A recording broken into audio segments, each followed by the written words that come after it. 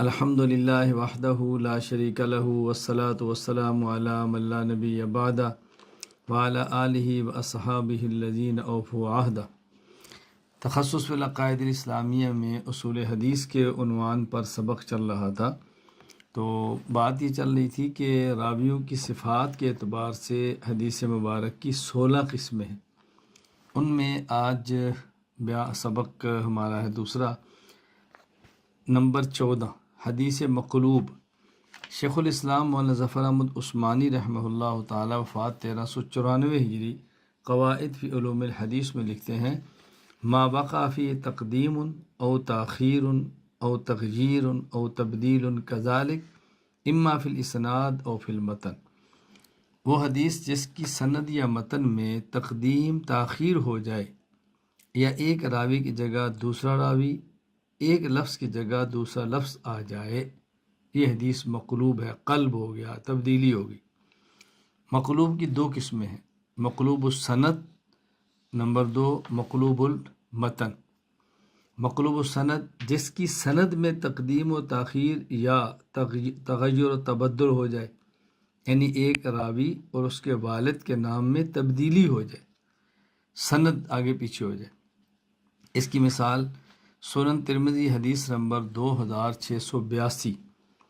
وبی قال حدثنا محمود بن خداش البغدادی قال حدثنا محمد بن یزید الواسطی قال حدثنا عاصم بن رجاء ابن حیبت عن قیس بن کثیر، یہ راوی قیس بن کثیر یاد رکھے۔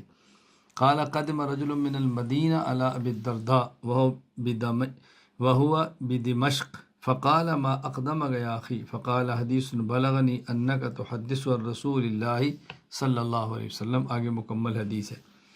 اس حدیث میں جو راوی ہے عن قیس بن کثیر، اصل میں راوی کا نام ہے کثیر بن قیس، اور امام ترمذی رحمۃ اللہ علیہ سے غلطی سے تبدیل ہو گیا اور کثیر بن قیس کو قیس بن کثیر لکھ دیا، چنانچہ اس کی تصریح فرمائی ہے ملا علی بن سلطان محمد القاری الہروی رحمہ اللہ، وفات 1014 ہجری، مرقات المفاتیح شرح مشکات المصابیح کتاب العلم، فرماتے ہیں وسماہ ترمذی اے کثیر ابن قیس قیس ابن کثیر والصحیح انہ کثیر ابن قیس، یعنی کثیر بن قیس کو امام ترمذی رحمۃ اللہ علیہ نے قیس بن کثیر لکھ دیا ہے، حالانکہ راوی کا نام ہے کثیر بن قیس، تو یہ قلب یعنی تبدیلی ہو گئی ہے۔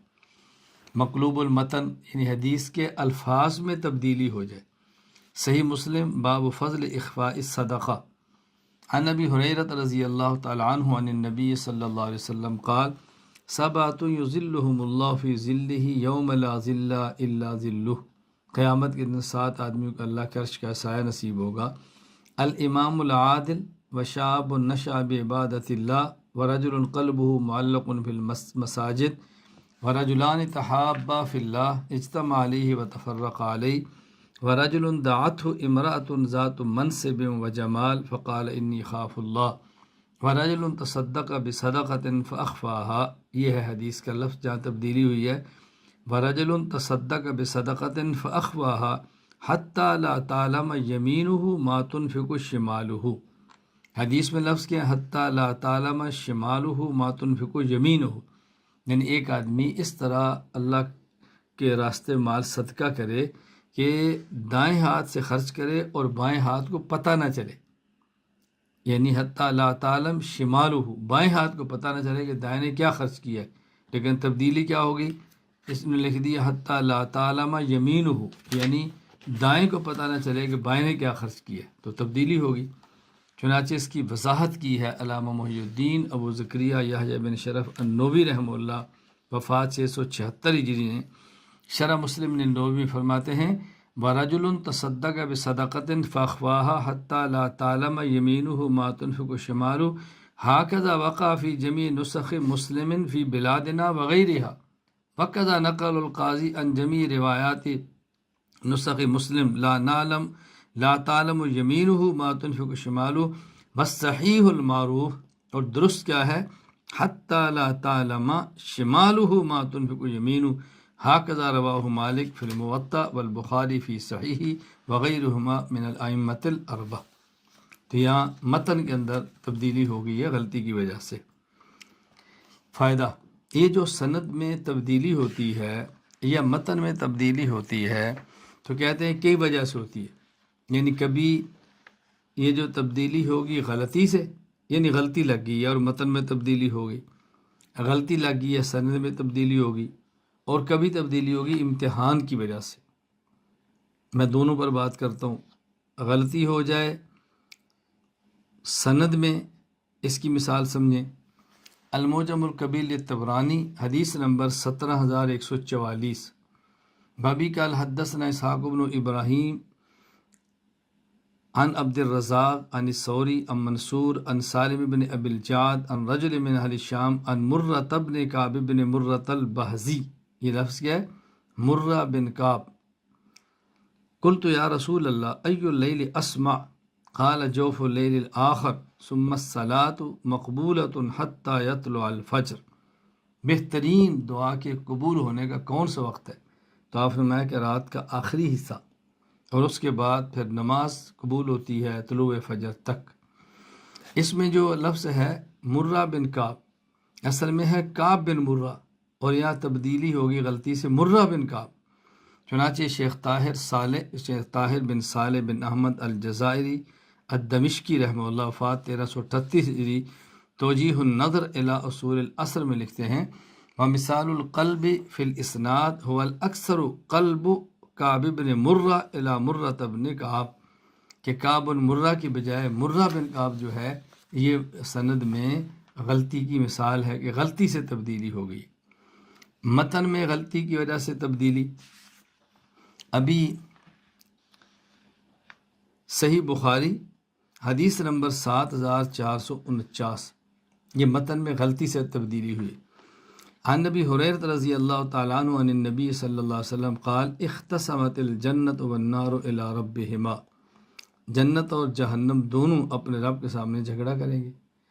جنت کہے گی یا رب ما لہا لا يدخلها الا ضعفاء الناس وسقطهم، کہ جنت میں وہ لوگ جا رہے جو کمزور ہیں، جن کو دنیا میں پوچھتا کوئی، سب جنت میں جا رہے ہیں۔ وقالت النار یعنی اسرت بالمتکبرین، اور جہنم کو تکبر اکڑنے والوں سے بھرا جائے گا۔ اللہ تعالیٰ جنت کو فرمائیں گے انت رحمتی، تو میری رحمت ہے، اور آگ سے فرمائیں گے انت عذابی اصیب بک من اشاء، میں جس کو چاہتا ہوں عذاب دیتا ہوں، ہر کسی کو تو اس میں نہیں ڈالتا۔ وَلِكُلِّ وَاحِدَةٍ مِّنْهُمَا مِلْءُهَا، جنت اور جہنم ہم دونوں کو بھر دیں گے۔ فَأَمَّا الْجَنَّةُ فَإِنَّ اللَّهَ لَا يَظْلِمُ مِنْ خَلْقِهِ أَحَدًا، توجہ رکھنا، البتہ جو جنت ہے اللہ تعالیٰ اپنی مخلوق میں سے کسی پر ظلم نہیں کرتے۔ یہاں لفظ کیا ہے؟ وَإِنَّهُ يُنْشِئُ لِلنَّارِ مَن يَشَاءُ فَيُلْقُونَ فِيهَا، اللہ ایک مخلوق کو پیدا کریں گے اور اس کو پھر جہنم میں ڈالیں گے اور جہنم کو بھر دیں گے۔ یہ لفظ یہاں پر ہے اور یہ تبدیلی ہے۔ اصل لفظ آگے آ رہا ہے، اصل لفظ کیا ہے کہ اللہ تعالیٰ جنت کے لیے ایک مخلوق کو پیدا کریں گے جس سے جنت کو بھر دیں گے، اور یہاں کیا آ گیا جہنم کے لیے مخلوق کو پیدا کریں گے جس سے جہنم بھر دیں گے۔ کہتے ہیں پھر تقول حل من مزید، جہنم کے لیے اور چاہیے 3 مرتبہ، حتی یضع فیہا قدما، یہاں تک اللہ اس پہ اپنا قدم رکھیں گے۔ یہ قدم اللہ کی تجلی ہے، سے مراد یہ جسم کا قدم اور پاؤں نہیں ہے، یہ بھر جائے گی۔ وَيُرَدُّ بَعْضُ إِلَىٰ بَعْضٍ وَتَقُولُ قَطْ قَطْ قَطْ، اب یہ جو لفظ ہے نا وَإِنَّهُ يُنْشِئُ لِلنَّارِ مَن يَشَاءُ، کہ اللہ تعالیٰ جہنم کے لیے کوئی مخلوق پیدا کریں گے اور وہ جہنم کے اندر ڈال دیں گے، یہ ہے تبدیلی۔ چنانچہ صحیح بخاری حدیث نمبر 7384 تصریح ہے، حضرت امام بخاری رحمہ اللہ فرماتے ہیں، انس رضی اللہ تعالیٰ عنہ رسول اکرم صلی اللہ علیہ وسلم نقل فرمائی، لا یزال یلقا فیہا، مسلسل اس میں ڈالا جائے گا جہنم میں، وتقول حل من مزید، جنت کے گی اور حتی یضع فیہا رب العالمین قدم، یہاں تک اللہ تعالیٰ قدم کو جہنم میں رکھ دیں گے، فینزوی بعضھا الی بعض، جہنم ایک اس طرح دوسرے سمٹ جائے گا، پھر یہ کہے گی قد میں بھر گئی تیری عزت اور تیری جلال کی قسم۔ بلا تزال الجنہ تفضل حتی ینشئ، اللہ اکبر، اور فرمایا کہ جنت میں جگہ باقی رہ جائے گی یہاں تک کہ اللہ جنت کے لیے مخلوق کو پیدا فرمائیں گے، فیسکنہم فضل الجنہ، اور اللہ تعالیٰ جنت کے باقی سے اس مخلوق کو ڈال کے جنت کو بھر دیں گے۔ یہاں امام حافظ ابو الفضل شہاب الدین احمد بن علی ابن حجر عسقلانی رحمہ اللہ فات 852 ہجری فتح الباری شرح صحیح بخاری میں لکھتے ہیں، قال ابو الحسن القابسی المعروف فی هذا الموضع ان اللہ ینشئ للجنت خلقا، اللہ تعالیٰ جنت کے لیے ایک مخلوق کو پیدا کریں گے، وَأَمَّا النَّارُ فَيَضَعُ فِيهَا قَدَمَ، یعنی جنت مطالبہ کرے گی اور بندے تو اللہ ایک مخلوق پیدا کر کے جنت میں ڈال دیں گے، اور جہنم کہے گی اور بندے، اللہ جہنم میں کسی کو ڈالے گی نہیں۔ کیوں؟ کسی شخص کو نعمت دیں بغیر کسی وجہ کے تو کرم ہے، اور کسی کو عذاب دے دے بغیر وجہ کے تو ظلم ہے۔ اس لیے کوئی مخلوق پیدا کر کے جہنم میں نہیں ڈالیں گے، جہنم پہ اپنے تجلی قدم کو ڈالیں گے، جہنم اس سے بھر جائے گی۔ فقد قال جماعت من الائمہ ان هذا الموضع مقلوب، تو یہ قلب ہوا ہے، یہ تبدیلی ہوئی ہے، تو یہ تبدیلی ہے متن کے اندر۔ میں نے عرض کیا متن یا سند میں کبھی تبدیلی آتی ہے غلطی سے، جیسے یہ ہوئی ہے، اور کبھی تبدیلی آتی ہے امتحان کی وجہ سے۔ اللہ اکبر، یعنی محدث ایک حدیث کو بیان کرتا ہے اور اس کا متن تبدیل کرتا ہے شاگرد کا امتحان لینے کے لیے کہ اس کو یاد ہے یا نہیں، یا ایک محدث کوئی حدیث بیان کرتا ہے کسی دوسرے محدث کے امتحان لینے کے لیے کہ اس کا حافظہ کیسا ہے۔ اس کی جو مثال لکھی ہے بہت عجیب ہے۔ فتح الباری شرح صحیح بخاری حضرت ابن حجر عسقلانی رحمہ اللہ فات 852 ہجری کا واقعہ نکل گیا ہے کہ حضرت امام محمد بن اسماعیل امام بخاری رحمہ اللہ تعالیٰ بغداد تشریف لائے۔ محدثین نے آپ کا نام سنا ہوا، ترچا محدثین جمع ہو گئے، تو انہوں نے چاہا کہ حضرت امام بخاری رحمۃ اللہ علیہ کا امتحان لیں حافظے کا، تو انہوں نے 100 حدیثیں جمع کی۔ اللہ فعمدوا الی مئۃ حدیث، 100 حدیثیں، 10 بندے، اور ہر بندے کو 10 حدیثیں دی، ہر بندے کو 10 حدیثیں۔ فقلبوا متونها واسانیدها، تو سند و متن کو تبدیل کر دیا، یعنی ایک حدیث کی سند لی، دوسری کا متن، ایک کا متن دوسری کی سند، سند اور لی متن اور لی، جو 10 کر کے تبدیل کر دیے۔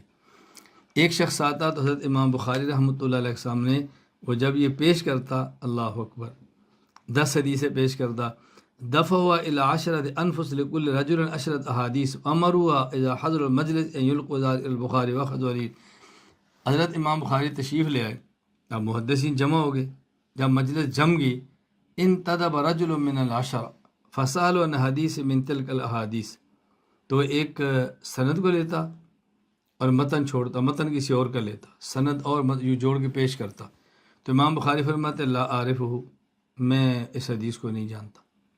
سبحان اللہ۔ وہ پھر ایک اور پیش کرتا، امام بخاری رحمہ اللہ فرماتے کہ لا عارفہ، میں اس کو نہیں جانتا۔ وہ 10 کی 10 پیش کرتا، فرماتے میں اس کو نہیں جانتا۔ اب وہ 10 کی 10 جب یہ کہتے میں نہیں جانتا، تو اب مجلس میں 2 قسم کے لوگ تھے۔ بعض وہ تھے جو محدث تھے، بڑے چوٹی کے تھے، وہ جانتے تھے کہ امام بخاری کے امتحان لیا جا رہا ہے، اور امام بخاری کہتے میں نہیں جانتا، بہت بڑے آدمی ہیں، وہ سمجھ رہے ہیں کہ سند اور ہے متن اور ہے۔ اور جو اس سے امتحان سے واقف نہیں تھے اور فن حدیث کو اس درجہ کے سمجھتے نہیں تھے، تو ان کو امام بخاری عجیب لگ رہے تھے کہ ہر حدیث کہتے ہیں میں نہیں جانتا، کیسا محدث ہے؟ یعنی جو بھی حدیث سناتے کہتے ہیں میں نہیں جانتا، کہتے ہیں میں نہیں جانتا، تو کیسا محدث ہے؟ اس میں تو ان کا علم ناقص تھا نا، ان کو معلوم نہیں تھا کہ یہ سند اور ہے متن اور ہے، امتحان لیا جا رہا ہے۔ تو وہ تو امام بخاری فرماتے کہ میں نہیں جانتا۔ تو جب اسی طرح 10 بندوں نے 10 حدیثیں 100 حدیث امام بخاری رحمۃ اللہ پر پیش کر دی، تو حضرت امام بخاری رحمہ اللہ تعالی اب بولنا شروع ہوئے۔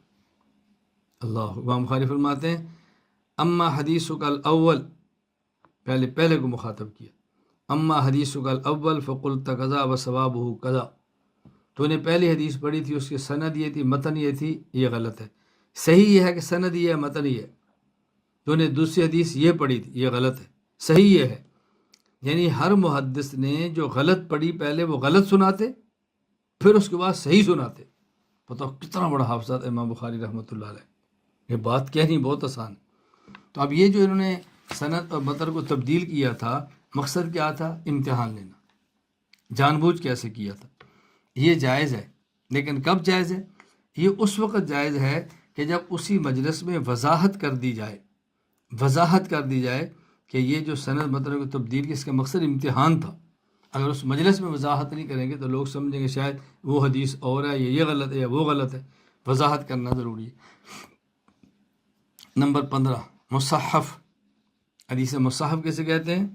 شیخ الاسلام مولانا ظفر احمد عثمانی رحمہ اللہ وفات 1394 ہجری قواعد فی علوم الحدیث میں لکھتے ہیں ما تغیر فیہ نقط اما فی السند اب المتن، جس کی سند یا متن میں نقطے تبدیل ہو جائیں، جس کی سند یا متن میں نقطے تبدیل ہو جائیں، سند میں راوی کا نام اور ہے اور نقطہ اور آ گیا، متن میں لفظ اور ہے اور نقطہ اور آ گیا، ایک نقطے سے لفظ بدل گیا۔ سند میں نقطوں کی تبدیلی کی مثال کتاب العلل للدارقطنی۔ وبی قال حدثنا عبداللہ بن علی بن الحسین الخلال قال حدثنا احمد بن ملاعب قالوا حدثنا حجاج بن نصیر قال حدثنا شعبہ عن العوام بن مراجم عن ابی عثمان النہدی عن عثمان بن عفان قال رسول اللہ صلی اللہ علیہ وسلم لتؤدن الحقوق الى اہلها حتی یقصى للشاة الجماء من الشاة القرناء۔ اللہ اکبر۔ اس میں راوی کون ہے؟ عوام بن مراجم، عوام بن مراجم۔ یحییٰ بن معین نے اس میں تصحیف کی ہے اور انہوں نے اس کو لکھا پڑھا ہے یحییٰ بن مزاحم، تو یحییٰ بن مزاحم نقطہ بدل گیا نا، یحییٰ بن مراجم، جیم کا نقطہ را پر گیا تو زا بن گئی، اور زا کا نقطہ جیم کا نقطہ ختم گیا تو ہا بن گئی، مزاحم۔ تو لفظ ہے عوام بن مراجم، یحییٰ بن معین نے اس کو پڑھا ہے ابن مزاحم۔ چنانچہ علامہ زین الدین عبدالرحیم بن حسین العراقی رحمہ اللہ وفات 806 ہجری التقیید والايضاح میں فرماتے ہیں صحف فیہ یحییٰ بن معین فقال ابن مزاحم بالزاء والحاء۔ متن میں نقطوں کی تبدیلی کی مثال کہ حدیث کے الفاظ کے اندر نقطہ بدل جائے۔ شرح مشکل الآثار باب بیان مشکل ما روی عن رسول اللہ صلی اللہ علیہ وسلم من قولہ من صام رمضان۔ اس حدیث پاک کے اندر ہے عن ابی ایوب الانصاری رضی اللہ تعالیٰ عنہ قال قال رسول اللہ صلی اللہ علیہ وسلم من صام رمضان واتبعہ ستا من شوال فکأنما صام الدہر، جو شخص رمضان کے روزے رکھے اور رمضان کے بعد شوال کے 6 روزے رکھے، اس نے گویا زندگی بھر روزے رکھے، کیونکہ ایک نیک عمل کا اللہ 10 گنا اجر دیتے ہیں۔ رمضان کا مہینہ روزہ رکھا تو 10 ماہ کا اجر ملا، شوال کے 6 روزوں کا اجر ملا تو 2 مہینے 60 دنوں کا مل گیا، تو گویا اس نے 12 مہینے روزے رکھے۔ اس میں لفظ کیا ہے؟ واتبعوا ستا من شوال، ستہ۔ حضرت امام ابوبکر احمد بن علی بن ثابت بن احمد خطیب بغدادی رحمہ اللہ وفات 463 ہجری الجامع الاخراق الراوی و آداب السامع فرماتے ہیں قال سولی و اتباہ شیئا من شوال، لفظ کیا ہے؟ اتباہ ستا من شوال، تو انہوں نے ستن میں سین پر 3 نقطے پڑھ گئے تو اس کو شیئن پڑھ دیا، شیئا من شوال۔ نمبر 16 مدرج۔ شیخ الاسلام مولانا ظفر احمد عثمانی رحمہ اللہ وفات 1394 ہجری قواعد فی علوم الحدیث میں لکھتے ہیں ما ادرج فی الحدیث من کلام بعض الروات فیظن انہ من الحدیث، حدیث مبارک میں راوی اپنا کلام شامل کر دے جسے سننے والا حدیث کا حصہ سمجھے۔ حدیث کے متن میں راوی اپنا کلام پیش کرے، سننے والا سمجھے کہ حدیث ہے، حالانکہ وہ حدیث نہیں ہوتی بلکہ راوی کے اپنے الفاظ ہوتے ہیں۔ مدرج کی 2 قسمیں ہیں، ادراج فی السند اور ادراج فی المتن۔ یہ کبھی ادراج متن کے اندر ہوگا اور کبھی ادراج سند کے اندر ہوگا۔ ادراج فی السند کی مثال سمجھے، یعنی 2 متون الگ الگ ہوں، 2 متون الگ الگ سند سے ہوں، کوئی راوی ان کو ایک ہی سند سے بیان کر دے، ایک متن الگ سند سے، دوسرا متن الگ سند سے، وہ سند ایک لے اور متن دونوں اکٹھے کر دے۔ اس کی مثال سمجھے، التمہید لما فی الموطأ من المعانی والاسانید میں حدیث ہے وابی قال اخبرنا احمد بن فتح و عبد الرحمن بن یحییٰ قال حدثنا حمزة بن محمد الکنانی قال حدثنا اسحاق بن ابراہیم بن جابر قال حدثنا سعید بن ابی مریم قال حدثنا مالک عن ابن شہاب عن انس بن مالک رضی اللہ عنہ ان رسول اللہ صلی اللہ علیہ وسلم قال لا تباغضوا ولا تحاسدوا ولا تدابروا ولا تنافسوا وكونوا عباد اللہ اخوانا۔ اللہ کے نبی صلی اللہ علیہ وسلم فرمایا لوگو لا تباغضوا ایک دوسرے سے بغض نہ رکھو، ولا تحاسدوا ایک دوسرے سے حسد نہ کرو، اور ولا تدابروا قطع تعلق مت کرو، ولا تنافسوا ایک دوسرے کو نیچا دکھانے کی کوشش نہ کرو، وکونوا عباد اللہ اللہ کے بندے بن کے رہو۔ اب یہ جو لفظ ہے نا ولا تنافسوا، یہ اس سند سے نہیں ہے، یہ اور سند سے ہے۔ وہ سند ہے عبد الرحمن بن اسحاق عن زہری عن انس، تو اس میں تنافسو کے بغیر ہے، دوسری سند میں تنافسو ہے، تو انہوں نے دو متن کو لیا اور سند ایک لگا دی، تو اسے کہتے ہیں کہ یہ ادراج فی السند ہوا ہے۔ چنانچہ امام ابو عمر یوسف بن عبداللہ ابن عبد البر القرطبی المالکی رحمہ اللہ، وفات 463 ہجری، التمہید لما فی الموطا من المعانی والاسانید میں لکھتے ہیں قال حمزہ لا اعلم احدا قال فی هذا الحدیث یا مالک ولا تنافسوا غیر سعید بن ابی مریم وقد رواز اللفظ ولا تنافسوا عبد الرحمن بن اسحاق عن زہری عن انس۔ تو حضرت مالک سے لا تنافسوا سعید بن ابی مریم کے علاوہ کوئی نقل نہیں کرتا، اور یہ لفظ جو ہے لا تنافسوا کا عبد الرحمن عن زہری عن انس کی سند کے اندر ہے، لیکن انہوں نے ایک جگہ پہ اکٹھا کر دیا۔ ادراج فی المتن، متن میں ادراج کی کئی صورتیں ہو سکتی ہیں، کسی حدیث کے شروع میں، درمیان میں اور آخر میں۔ نمبر 1، کسی شرعی حکم کو بیان کرنے کے لیے یا صحابی اپنے کسی قول پر حدیث مرفوع سے استدلال کرنے کے لیے متن کے بالکل شروع میں جملہ بڑھا دیں۔ اس کی مثال سمجھیں، توجیہ النظر الی اصول العصر میں ہے عن ابی ہریرہ رضی اللہ تعالی عنہ انہ قال قال رسول اللہ صلی اللہ علیہ وسلم اسبغ الوضوء ویل للعقاب من النار۔ اصل حدیث کیا ہے؟ ویل للعقاب من النار، جن کی ایڑیاں خشک ہیں ان کو جہنم کا عذاب ہوگا۔ اصل حدیث یہ ہے۔ حضرت ابو ہریرہ نے فرمایا اسبغ الوضوء، اے لوگو وضو مکمل کرو، اعضاء کو اچھی طرح دھویا کرو۔ کیوں؟ آگے اللہ کے نبی کا ارشاد ہے۔ تو اسبغ الوضوء ابو ہریرہ کا اپنا جملہ ہے، لیکن جس کو نہیں پتا وہ سمجھے گا شاید یہ رسول اللہ صلی اللہ علیہ وسلم کی حدیث ہے۔ چنانچہ امام ابو عبداللہ محمد بن اسماعیل بخاری رحمہ اللہ، وفات 256 ہجری، صحیح بخاری حدیث نمبر 165 وضاحت کی ہے۔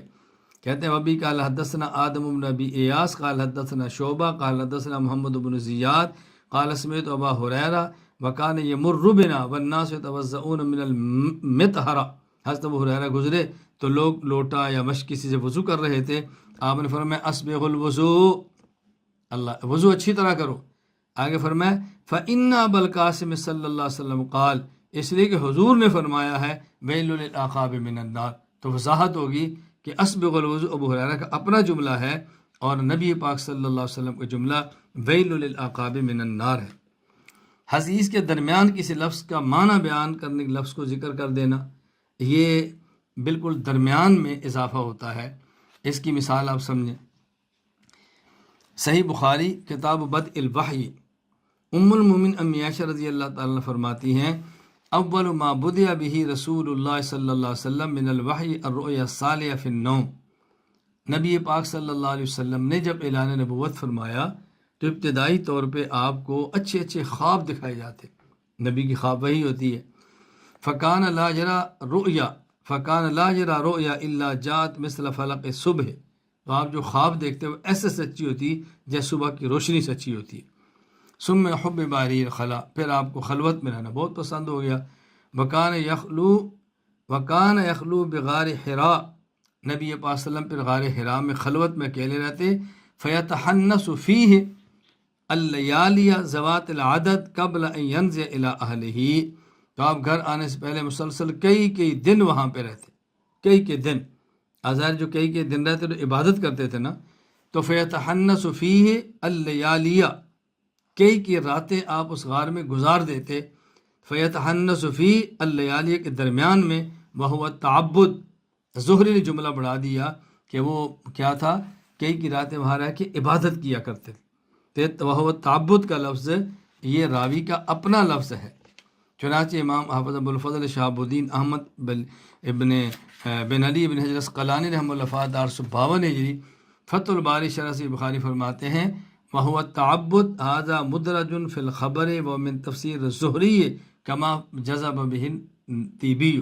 علامہ طیبی نے صراحت کی ہے کہ یہ تعبد کا لفظ حضرت زہری کا ادراج اضافہ ہے، یہ حضرت عائشہ رضی اللہ تعالیٰ عنہ کا جملہ نہیں ہے۔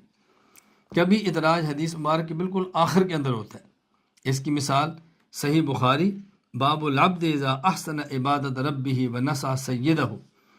حضرت زہری فرماتے ہیں میں نے سعید بن مسیب سے سنا، وہ کہتے ہیں ابو ہریرہ رضی اللہ تعالیٰ عنہ فرمایا رسول اللہ صلی اللہ علیہ وسلم فرمایا للعبد المملوک الصالح اجران، وہ غلام جو نیک ہو اس کو 2 اجر ملتا ہے، غلامی بھی کرتا ہے اور غلامی میں عبادت بھی کرتا ہے، 2 اجر۔ آگے ابو ہریرہ فرماتے ہیں والذی نفسی بیدی لولا الجہاد فی سبیل اللہ والحج وبر امی لاحببت ان اموت وانا مملوک، اگر اللہ کے راستے میں جہاد نہ کرنا ہوتا اور حج نہ کرنا ہوتا اور میرے اوپر میری ماں کی خدمت نہ ہوتی تو میں قسم اٹھا کر یہ بات کہہ رہا ہوں کہ مجھے زیادہ پسند تھا کہ میں غلام ہوتا اور غلامی کی حالت میں مر جاتا۔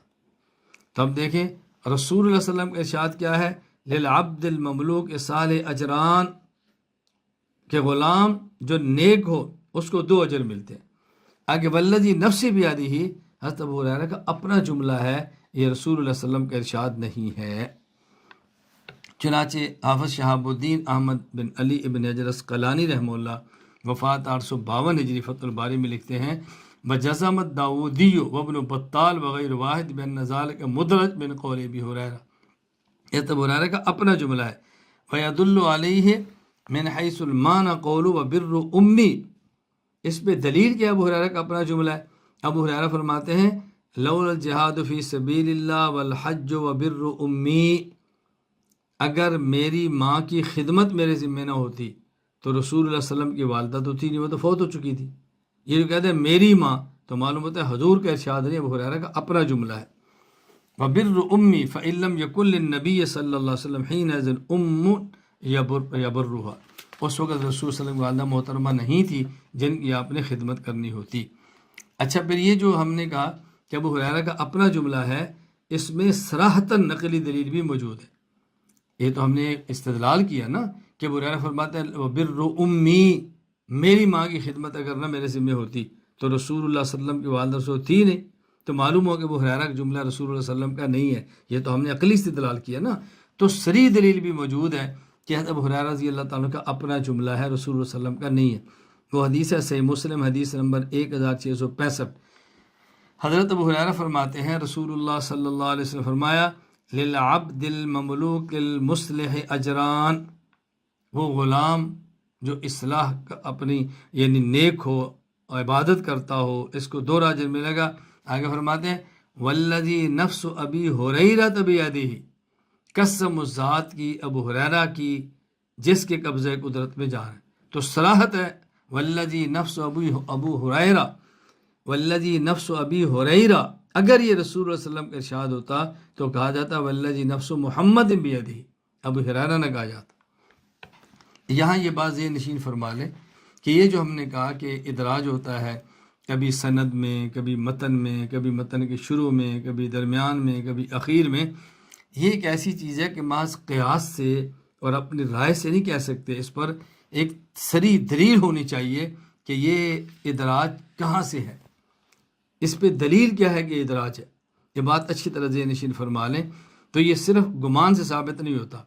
اب یہ ادراج ثابت کیسے ہوگا؟ اس کے کئی طریقے ہیں۔ نمبر 1، کسی اور روایت میں اصل متن اور اضافہ شدہ کلام کو الگ الگ ایک دوسرے سے ممتاز بیان کیا گیا ہو، یعنی جو حدیث ہمارے سامنے ہے اس میں تو الگ الگ نہیں کیا جس سے ثابت ہو کہ یہ حدیث مرفوع ہے اور یہ ادراج ہے، لیکن اس کے علاوہ کوئی حدیث موجود ہو کہ جس میں دونوں کو الگ الگ صراحتاً بیان کیا گیا ہو۔ جس کی مثال سمجھیں، توجیہ نظر الی سورہ العصر میں حدیث مدرج ہے۔ ابو ہریرہ فرماتے ہیں رسول اللہ صلی اللہ علیہ وسلم فرمایا، اچھا قال رسول اللہ صلی اللہ علیہ وسلم، آگے کیا ہے؟ اسبغ الوضوء ویل للعقاب من النار۔ یہاں معلوم ہوتا ہے کہ اسبغ الوضوء ویل للعقاب من النار مکمل حضور کے الفاظ ہیں، حالانکہ اسبغ الوضو حضرت ابو ہریرہ کے ہیں، اور ویل للعقاب من النار نبی پاک صلی اللہ علیہ وسلم کے ہیں۔ اس پہ دلیل کیا ہے؟ اس پہ دلیل یہ ہے کہ صحیح بخاری میں صراحتاً موجود ہے کہ اسبغ الوضو ابو ہریرہ کا ہے، اور ویل للعقاب نبی پاک صلی اللہ علیہ وسلم کا ارشاد ہے، الگ الگ ذکر کیا گیا ہے۔ چنانچہ صحیح بخاری حدیث نمبر 165 امام بخاری فرماتے ہیں کہ حضرت ابو ہریرہ سمعت ابا ہریرہ وکان یمر بنا والناس یتوضؤون من المطہرہ، محمد بن زیاد فرماتے ہیں ابو ہریرہ ہمارے پاس سے گزرے، لوگ وضو کر رہے تھے، آپ نے فرمایا اسبغ الوضو، اے لوگو وضو اچھی طرح کرو، مکمل اعضاء کو دھو، کیوں؟ فإن ابا القاسم صلی اللہ علیہ وسلم قال ویل للعقاب من النار، کیونکہ حضور نے فرمایا ہے کہ جو ایڑی کا حصہ خشک رہ گیا وہ جہنم کی آگ میں جائے گا۔ اب یہ صراحتاً ہے، حضرت ابو ہریرہ کا لفظ الگ آیا اور نبی پاک صلی اللہ علیہ وسلم کے جملے کو الگ نقل کیا۔ یا کوئی جو محدث ہے، ماہر ہے فن کا، وہ صراحت کرے کہ جملہ مدرج ہے۔ اس کی مثال سمجھیں، جس طرح سنن دارقطنی کے اندر روایت موجود ہے کہ حضرت بصرہ بنت صفوان کہتی ہیں میں نے رسول اللہ صلی اللہ علیہ وسلم کو سنا کہ آپ نے فرمایا من مس ذکرہ او انثییہ او رفغیہ فلیتوضأ، جس شخص نے اپنے چھوٹے پیشاب کے حصے کو چھوا ہاتھ لگایا، یا جس شخص نے اپنے خصیتین کو ہاتھ لگایا، یا جس شخص نے اپنے جسم کے نیچے کے اس حصے کو جہاں میل لگی ہے اس کو ہاتھ لگایا، اس کو چاہیے کہ وضو کرے۔ اب دیکھو یہاں سے معلوم ہوتا ہے کہ یہ تینوں چیزیں نبی پاک صلی اللہ علیہ وسلم نے فرمائی ہیں، بظاہر یہ معلوم ہوتا ہے، لیکن اس روایت میں ان سے یہی ہے اور رفغی ہے، یہ راوی کا ادراج ہے، یہ جملہ راوی کا اضافہ ہے۔ اس پر دلیل کیا ہے؟ امام ابو الحسن علی بن عمر بن احمد بن مہدی البغدادی الدارقطنی رحمۃ اللہ علیہ جو اس حدیث کو اپنے سنن کے اندر لائے ہیں، ان نے خود وضاحت کی ہے، فرماتے ہیں وَوَهِمَ فِي ذِكْرِ الْأُنْثَيَيْنِ وَالرَّفْغِ وَإِدْرَاجِهِ ذَلِكَ فِي حدیث بصرہ، فرماتے ہیں اس روایت کو قضا رواہ عبدالحمید بن جعفر عن ہشام، اس حمید کو روایت کو عبدالحمید بن جعفر نے ہشام سے روایت کی ہے، اور ان کو انثیین اور الرفع کے ذکر کرنے میں اور اس کے ادراج میں وہم ہو گیا ہے عن نبی صلی اللہ علیہ وسلم، فالمحفوظ ان ذلك من قول عروہ غیر مرفوع، اور صحیح بات یہ ہے کہ حضرت عروہ کا یہ اپنا جملہ ہے، حضرت عروہ کا یہ اپنا قول ہے، یہ رسول اکرم صلی اللہ علیہ وسلم کا ارشاد نہیں ہے۔ راوی خود اقرار کرے کہ یہ میں نے اضافہ کیا، یہ میرا جملہ، خود اقرار کرے۔ اس کی مثال مسند احمد حدیث نمبر 3811، حضرت ابو وائل فرماتے ہیں عبداللہ بن مسعود رضی اللہ تعالیٰ عنہ نے فرمایا میں نے رسول اللہ صلی اللہ علیہ وسلم سے سنا کہ آپ نے فرمایا من جعل للہ ندن جعلہ اللہ فی النار، جو شخص اللہ کا شریک ٹھہرائے اللہ اس کو جہنم میں ڈالیں گے۔